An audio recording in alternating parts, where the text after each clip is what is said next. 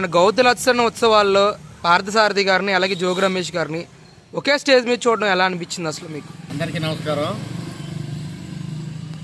అసలు మొన్న జరిగిన దానికి చంద్రబాబు నాయుడు గారి ఇంటి మీదకి వచ్చి జోగి రమేష్ ఎంతో బీభత్సం సృష్టించి ఆ రోజు పట్టాభి గారు దొరికినా సరే లేకపోతే చంద్రబాబు నాయుడు సరే చంపేయాలని చూశారు కదా. అందరికి తెలిసిన నగ్న సత్యమే ఇది. మరి నువ్వు వైసీపీలో ఉండి పార్థసారథి గారు వైసీపీలో ఉండి తెలుగుదేశంలోకి వస్తే నీకు ఎమ్మటే ఎంతో మర్యాదగా నీకు చంద్రబాబు నాయుడు గారు టికెట్ ఇచ్చి మళ్ళీ మంత్రి పదవి కూడా ఇచ్చాడుగా నీకు. మరి ఆ గౌరవాన్ని దక్కించుకోవాలిగా మీరు. ఏమండి మరి చేసి రాపోయారు. మరి ఒక్కొక్క కార్యకర్త ఎన్ని ఇబ్బందులు పడ్డాడండి. నేనే ఎన్ని ఇబ్బందులు పడ్డానో తెలుసా మీకు పార్థసారథి గారు? నేను 40 రోజులు జైలు చేశా, జైలు కొట్టించుకున్నా. మరి నేను ఎన్ని ఇబ్బందులు పడ్డానో.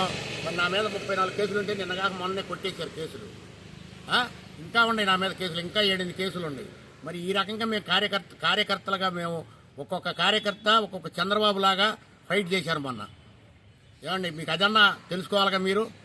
అన్ని నియోజకవర్గాలు 164 సీట్లు వచ్చినాయి అంటే ఒక్కొక్క కార్యకర్త ఒక్కొక్క చంద్రబాబు లాగా పనిచేశారు. ఎవరి కాళ్లే చంద్రబాబు అనుకొని పనిచేసి మీకు అంత సీట్లు అప్పచెప్పి ఎంతో మెజార్టీలు అప్పచెప్తే ప్రతి నియోజకవర్గంలో నువ్వు జోగి రమేష్ ఒక డయాస్ మీద ఉండి మీరు మాట్లాడారంటే మరి ఇంకేమన్నా దీనికి మరి కార్యకర్తల మనోభావాలు దెబ్బతినవండి.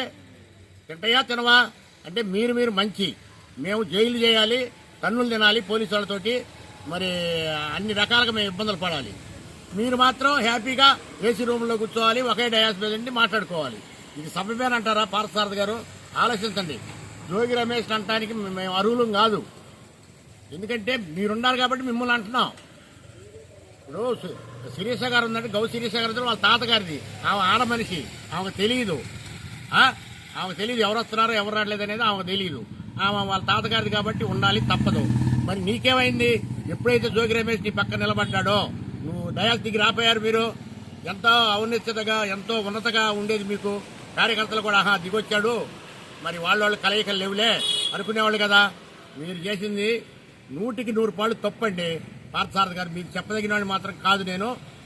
మరి ఎంతో ఇబ్బందులు పడి 5 సంవత్సరాలు నానా బీభత్సం చేసి మా రాజధానిలో రైతులు ఎన్నో మాటలని నువ్వు అంత వైఎస్ఆర్సీపీలో ఉన్నా కానీ నిన్ను బ్రహ్మాండంగా ఆహ్వానించి నీకు మంత్రి పదవి ఇచ్చి నీకు ఎంతో ఉన్నత స్థానం అధిరోహించి రెడీ చేశారు చంద్రబాబు గారు. మరి అవి కూడా గుర్తు రాలేదండి మీకు? ఆయన పక్కన జోగి రమేష్ పక్కన నుంచొని మాట్లాడేటప్పుడు జోగి రమేష్ ఎన్ని అరాచకాలు చేశాడండి. మా రాజధాని రైతులు ఎన్ని మాటలు మాట్లాడండి ఆయన. అయ్యానా గుర్తు రాలేదండి మీకు? ఇప్పటికైనా తెలుసుకోండి. ఎవరైనా సరే ఇప్పుడు తప్పు చేసి క్షమాపణ చెప్పడం కాదండి, తప్పు చేయక తలికి ఆలోచించుకోవాలి మీ బట్టి పెద్దలు. అది గౌరవప్రదంగా ఉంటుంది ఎవరికైనా సరే, మాకైనా మీకై కార్యకర్తలకైనా మీకైనా. నేనే తెలుగుదేశం కార్యకర్తను అనుకుంటాను, ఏం కాదు, నేను కాంగ్రెస్ కార్యకర్తని. మీరు ఇవాళకైనా తెలుసుకోండి పార్థసారథి గారు. మీరు ఉన్నతమైన స్థానంలో ఉన్నారు. మీరు ఇట్లాంటి తప్పులు మళ్ళీ దొరలకుండా చేయండి. ఎందుకంటే ఇది ఈరోజు ఆంధ్ర రాష్ట్రంలో 76 లక్షల చిల్లర నీకు తెలుగుదేశం పార్టీకి జాయిన్ అయ్యారు. మరి అదన్నా గుర్తుపెట్టుకోండి మీరు. మరి అది లేకుండా ఇది లేకుండా మీరు మా ఓటు వాళ్ళకి చెప్పాల్సింది పోయి మీరే తప్పులు చేస్తుంటే మేమే నిలబడతామండి. ఇక్కడ గ్రామాల్లో నిలబడలేం కదా. అరే నిన్నగాక మొన్న చంద్రబాబు నాయుడు ఇంటి మీదకి వచ్చి జోగి రమేష్ ఆయన ఇష్టానుసారం చేసి నరికేస్తాను, చంపేస్తాను, పొడిచేస్తాను, మీ నాన్నే ఊరికి ఇచ్చారని లోకేష్ బాబు గారిని అన్నాడు కదా. అయ్యన్నా గుర్తుకు రాలేదండి మీకు? ఆయన పక్కన సరే మీరు తెలిసి వెళ్ళారో ఎంత మాకు అనవసరం. మీరు పక్కన ఎప్పుడైతే జోగి రమేష్ డయాస్ ఎక్కారో మీరు దిగిరాపోయారు. దిగి నీ కారెక్కి నీ పని నువ్వు చేసుకుపోయారు. ఎంతో ఉన్నతంగా ఉండేది కదా అది. మరి ఇక్కడ కార్యకర్తల మనోభావాలు దెబ్బతినే కాదు కదా. ఇకనైనా గుర్తు తెచ్చుకోండి, ఇకనైనా తెలుసుకోండి. మీకు చెప్పదగిన వాళ్ళైతే మాత్రం కాదు మేము, మీరే మాకు చెప్పాలా. మేము తప్పులు చేసిన చిన్న తప్పులు చేసినా. ఎందుకంటే మేము కార్యకర్తలు కాబట్టి, ఇక్కడ స్థానికులు కాబట్టి, పల్లెటూరు జనాలు కాబట్టి. ఇప్పటికైనా పార్థసారథి గారు నీకు చేతులెత్తి నమస్కారం చేస్తున్నా.